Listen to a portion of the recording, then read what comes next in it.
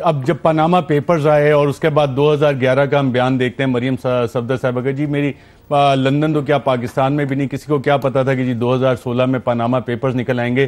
तो जिस वक्त नाइक मूवी बनाएगी किसी को नहीं पता था कि शायद भारत में या पाकिस्तान में कोई इस तरह के डायलॉग्स तकरीबन मिलते जुलते बोले जाएंगे। और 2001 की ये मूवी है। अमरीश पुरी साहब का लतीफ़ खोसा साहब ने जिक्र किया, तो सरदार लतीफ़ खोसा साहब की ख्वाहिश पे ही हमारे प्रोड्यूसर अली उस्मान साहब ने कुछ माल इकट्ठा किया आपके लिए, आइए देखते हैं। सर मत झुकाइए, ये आपके लिए नहीं है, आम्बेडकर की मूर्ति के लिए। कैसे चीफ सेक्रेटरी हो तुम, पहले बताना था ना। माइक ने पकड़ लो, आज माइक ने कवर हो गया, संभालना ही कागज बाकी नहीं। आज महाराष्ट्र के हर घर में कलर टीवी और हर गांव में डिश एंटेना है। नई नई बस्तियों में बिजली जा रही है। उंगली उठाने वाले उंगली उठाते ही रहेंगे।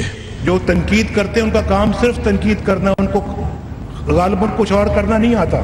लोगों का स्टैंडर्ड ऑफ लिविंग इतना ऊंचा हो गया है, खुशहाली आ रही है मुल्क में। घर घर में बिजली पानी राशन होगा, घरेलू सार्फिन को भी सस्ती बिजली मिलेगी, पूरी शिक्षा मिलेगी, यूनिवर्सिटी भी बनेगी, कॉलेज मेडिकल कॉलेज भी इंशाल्लाह कुटिया में बनेगा। महंगाई जाएगी, ये महंगाई की कमर हम तोड़ेंगे। इंडस्ट्री के मामले में महाराष्ट्र नंबर 1 है। इंडस्ट्रियल सेक्टर में तरक्की हो रही है, अल्लाह ताला का फजल करम है। खुशहाली आएगी, हम इनको एक बहुत खुशहाल मुस्तकबिल देंगे। अब सिर्फ 35.8% लोग गरीबी की रेखा के नीचे हैं। पॉवर्टी के नंबर्स आपको वैसे तो मिल चुके, हमने एक इवेंट किया था, 9.31% है पॉवर्टी लाइन। हमारा परिवार बहुत गरीब था, हम लोग खेती बाड़ी करते थे। मेरे वालिद का ताल्लुक एक गरीब किसान के घराने से था। तुम्हें जानना है मेरी प्रॉपर्टी के बारे में तो जाओ कोर्ट में केस करो, वहां अगर बताऊंगा कि मेरे पास क्या है। हमें कहते हो कि जनाब अपने असासे डिक्लेयर करो। असासे तो अल्लाह के फजल करम से हमने कुर्बान किए पाकिस्तान के लिए।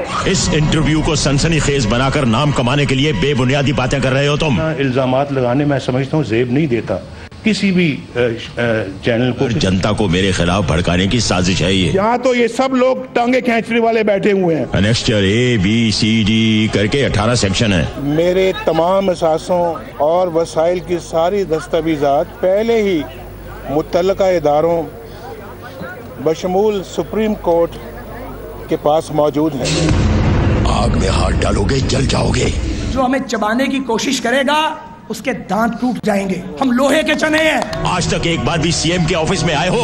वहाँ की चौखट पार की है तुमने? सबको आप लेके आओ, इस्लामाबाद भी लेके आओ, इनको वजीर आजम हाउस दिखाएं। जानते हो कितना कुछ झेलता हूँ मैं? जो CM की कुर्सी पर बैठता है ना वही जानता है। मुझे कई लोग पूछते थे, जनाब नवाज शरीफ साहब आप वजीर आजम जब से बने आप इतने परेशान क्यों हैं? आकर देखो कि दिन में कितने लोग मिलने के लिए आते हैं, रोते हैं, सवाल पूछते हैं, धन्यवाद करते हैं, पैर छूते हैं, मालाएं पहनाते हैं, गालियां देते हैं। आप क्यों नहीं हंसते खेलते मुस्कुराते? मैंने कहा कि इतना मुझे जो बोझ है जिम्मेदारी का जो मैं महसूस कर रहा हूं कि मुझे हंसना भूल गया हूं मैं। पता नहीं कहां से पुरानी फाइलें खोज कर हमारे खिलाफ 800 केसेस दर्ज करवा दिए हैं। मुझे समझ नहीं आई कि मेरी और मेरी वालदा की और बहन भाइयों की प्रॉपर्टीज ये कहां से निकाल के ले आए हैं। बेटा 30 साल का तजुर्बा है हमारा राजनीति का।